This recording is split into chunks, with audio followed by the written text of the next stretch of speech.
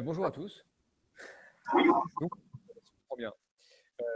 D'abord, pour commencer, je voulais remercier les équipes opérationnelles qui ont permis à Meetup Green Tech verte de se tenir. Je voulais notamment remercier Léa, Audrey, Adèle, Simon et Pascal qui ont permis dans des conditions un peu particulières, de mettre en œuvre cette belle séquence, certes trop distante par rapport à ce qu'on aurait pu souhaiter, mais toutefois nécessaire. Moi, je voulais vraiment, finalement, dire des mots très simples et partager quelques réflexions avec vous, et surtout tenir un message d'encouragement. Je voulais vous dire que, d'un point de vue, je pense, politique, industriel, un point de vue d'innovateur, on a finalement plusieurs choix. On a le choix de considérer que le moment qu'on connaît, il est un peu un moment comme les autres, et il n'appelle pas vraiment d'autres initiatives que celles qu'on a pu connaître il y a 5 ans, il y a 10 ans, il y a 15 ans. Et on peut être dans une forme de déni, dans une forme de volonté de reconstruire un peu le monde comme avant. On peut aussi avoir une alternative qui consiste à continuer à faire la politique des petits pas, en considérant que l'écologie est une des données du problème et en étant très parcimonieux dans les efforts qu'on fait sur ces sujets-là, par exemple. On peut aussi choisir la voie de certains qui sont pour le coup écologistes, mais qui ne défendent pas l'idée de progrès, l'idée d'une croissance partagée, et reconstruire en quelque sorte en s'enfermant, en s'isolant, en remettant très largement en cause les libertés qu'on a mis pourtant tant d'années à construire, et dont je crois qu'on commence à comprendre un peu non seulement l'intérêt, mais le caractère tout à fait structurant de nos vies, de nos activités, de nos économies. Ou alors on peut choisir la voie d'une transformation un peu radicale, parce que le XXIe siècle, il a quand même quelques caractéristiques, parce qu'on voit bien qu'on est dans des dynamiques de blocs et que l'Europe doit faire face aujourd'hui aux Chinois et aux Américains, et plus comme il y a encore une trentaine d'années dans une logique strictement nationale où on avait de très grandes entreprises françaises qui tractaient finalement l'ensemble des sous-traitants et qui faisaient ruisseler pour le coup l'innovation dans un processus de haut en bas. On voit bien d'ailleurs que les principales réussites américaines et chinoises d'ailleurs sont faites par des gens qui disruptent fondamentalement la technologie ou les services ou les usages, arrivent à croître extrêmement vite et à s'imposer et à imposer leur modèle ou leur proposition. Donc moi, je veux vraiment vous dire qu'on est du point de vue du ministère des Transports dans ce moment de transformation un peu radicale, et qu'en plus, ce moment de transformation, il est nécessaire. Il est nécessaire d'un point de vue écologique, chacun a ça en tête, et les transports sont un pourvoyeur particulièrement important d'émissions, donc on est vraiment devant ce mur-là, et c'est une transformation qui est forcément compliquée parce qu'on a des habitudes qui sont installées, parce qu'on a beaucoup d'emplois dans le champ du transport un peu classique, parce qu'on a beaucoup de grandes entreprises qui sont en ce moment fragilisées par la crise, et donc on peut être tenté par une forme de staticité. Bon, je pense qu'il faut vraiment essayer de résister, inventer et de transformer beaucoup. Pour ça, on a évidemment besoin de volonté, d'ambition, d'innovation. On a besoin d'audace, de savoir penser les modèles différemment, et je pense que vous n'en manquez pas. En tout cas, c'est ce qu'on me dit, c'est ce qu'on me rapporte, et j'ai vraiment, pour les échanges que j'ai pu avoir avec certains d'entre vous, complètement confiance en vous et dans l'écosystème. Je pense qu'on a beaucoup de choses à inventer ou à réinventer dans le domaine des services à la personne, très large dans les transports, avec des nouveaux modèles autour du covoiturage, par exemple, dans les zones peu denses, par exemple, parce qu'on doit savoir démontrer que les modèles qui fonctionnent dans les grandes métropoles peuvent aussi fonctionner dans les territoires moins denses, plus diffus. Là, il y a un enjeu aussi de connectivité entre les territoires, de solidarité entre les territoires, entre les générations. Ça compte beaucoup dans le transport, et je pense qu'il y a plein de modèles à inventer de ce point de vue-là.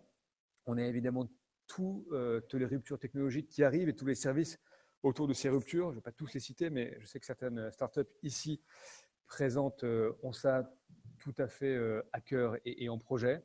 Je pense notamment aux ruptures technologiques autour de l'hydrogène. J'étais hier sur le circuit de Michelin, de R&D de Michelin, pour essayer la nouvelle voiture de course de Michelin totalement à hydrogène. Et j'ai pu voir qu'en 6-8 mois, les progrès technologiques qui étaient faits étaient tout à fait importants. Donc je pense qu'on est dans ce moment de l'accélération de l'histoire et qu'on doit savoir inventer les nouvelles technos, les nouveaux services dans l'ensemble des modes de transport, et que ça, pour le coup, ce sont des ruptures technologiques, des nouveaux services qui parlent aux citoyens, parce que c'est leur vie quotidienne, la voiture, la route, l'aérien, la façon de se transporter. Je pense vraiment que ce sont des innovations qui donnent du sens. Et en quelque sorte, c'est ce message-là que je voulais aussi vous transmettre aujourd'hui, celui de faire des choses qui font sens, qui ont du sens, qui sont visibles et qui, in fine, sont un atout pour vous, vos boîtes et aussi pour le pays. Pour ça, on a besoin d'innovation, on a besoin évidemment de la soutenir. Je pense que beaucoup d'autres avant moi se sont exprimés sur tous les dispositifs de soutien.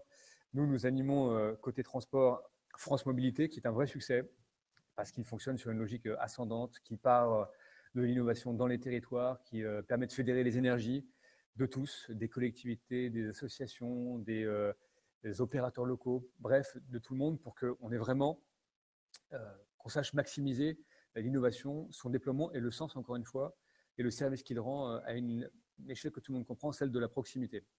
Et moi, j'ai longtemps pu observer, enfin en tout cas, j'ai observé les projets qui depuis longtemps ont été lancés et qui ont achoppé, notamment les grands projets.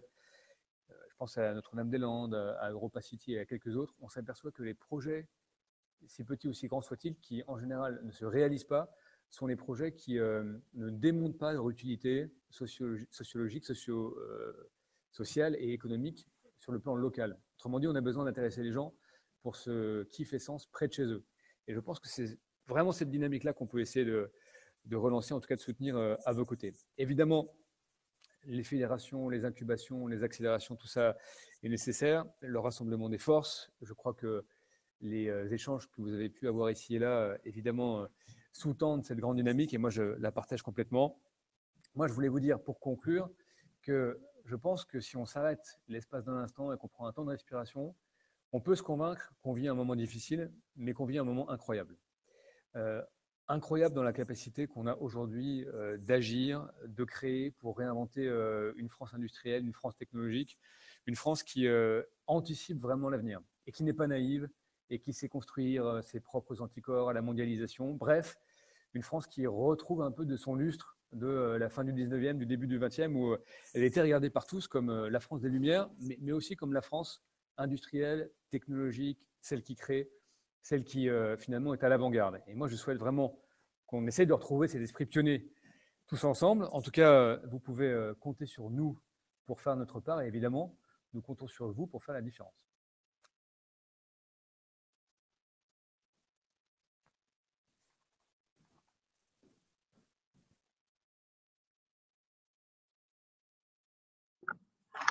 Merci beaucoup, Monsieur le Ministre, pour ce message de soutien et ce discours sur un des volets extrêmement importants de la transition écologique et des green tech, la mobilité, les transports.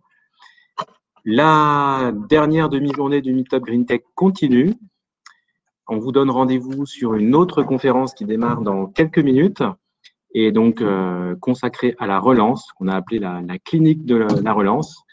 Et restez en ligne car suivra une séquence sur l'intelligence, la contribution de l'intelligence artificielle à la transition écologique, le dialogue entre le CEO de Back Market et Flash Tweet, et également 2 remises de prix.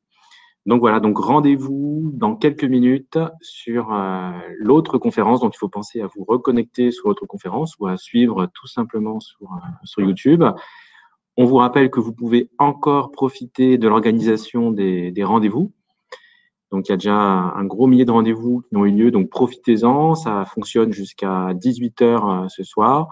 Si vous n'êtes pas inscrit encore, inscrivez-vous, c'est assez simple et vous avez accès donc à un rendez-vous potentiel avec une des personnes parmi les 2300 qui se sont inscrits à cette opération. Donc, profitez-en, c'est encore possible jusqu'à 18h ce soir. Voilà, et donc là, on vous propose de basculer sur l'autre conférence dédiée à la relance, donc clinique de la relance, qui est une séquence qui vous permet de poser vos questions sur l'ensemble des dispositifs qui ont été mis en place pour aider les startups et les PME en phase de relance et qui concernent beaucoup aussi les green tech, bien évidemment. Voilà, donc à tout de suite sur cette autre conférence clinique de la relance.